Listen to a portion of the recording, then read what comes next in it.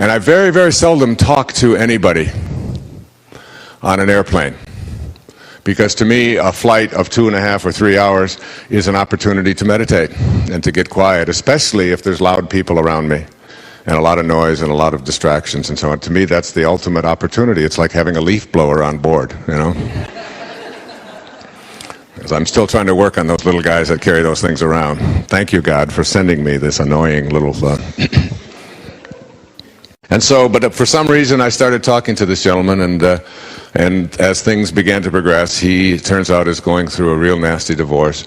And his wife of the last 12 or 13 years or so, his second marriage, is a man my age, 61 years old, who was really struggling in his relationships and with this, and his ex-wife is giving him all kinds of problems about wanting half of everything that he's ever created, and wanting, you know, he's going through all of the reasons why she was wrong, and how wrong she was, and how she had no right to do that, and how they had made an agreement before they got married, and they'd signed it, and now she wants to throw that out, and it's all greed. And meantime, he's overweight, and he's suffering from various kinds of stress-related things in his life.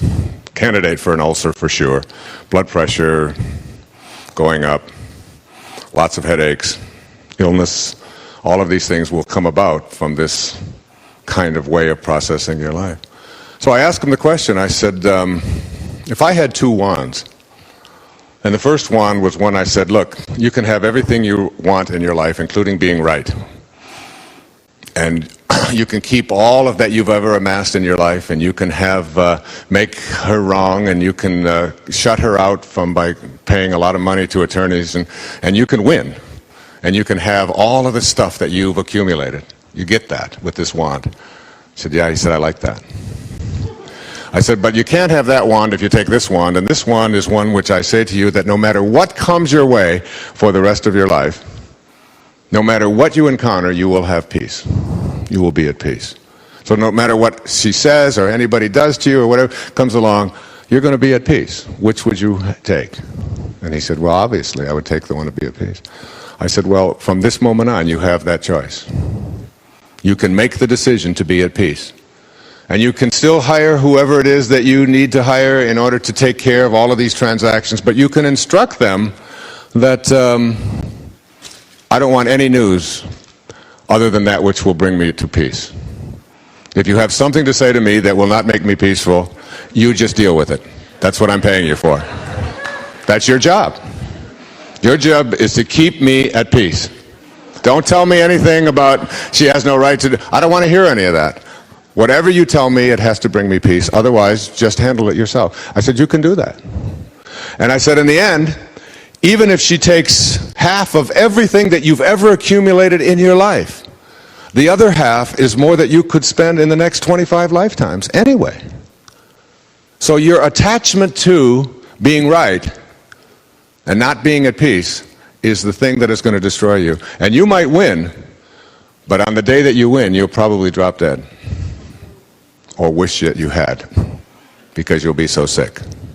Take your choice. I can choose peace, says the Course in Miracles, rather than this. Tattoo it to your forehead. It's what spirit is about. And that's where you want to place your attention and your energy.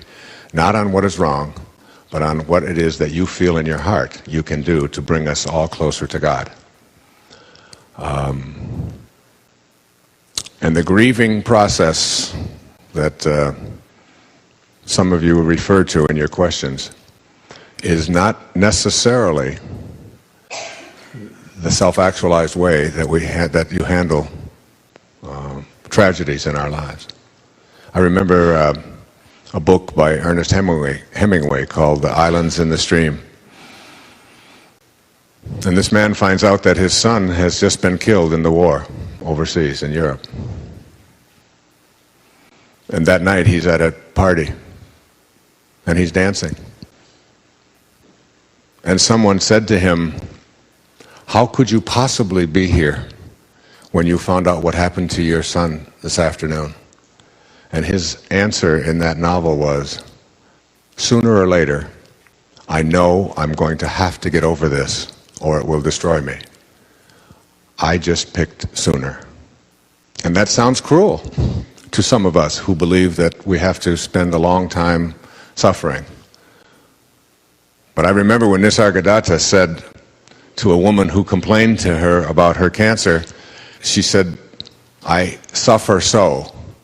And he said, you do not suffer.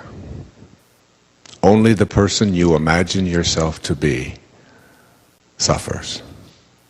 And when she responded, you can't tell me that you don't suffer, she wanted to make him wrong.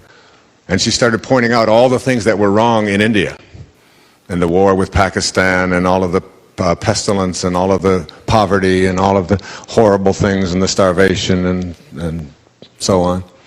And he looked at her and said straight away, and I'll never forget this, he said, ma'am, in my world, nothing ever goes wrong.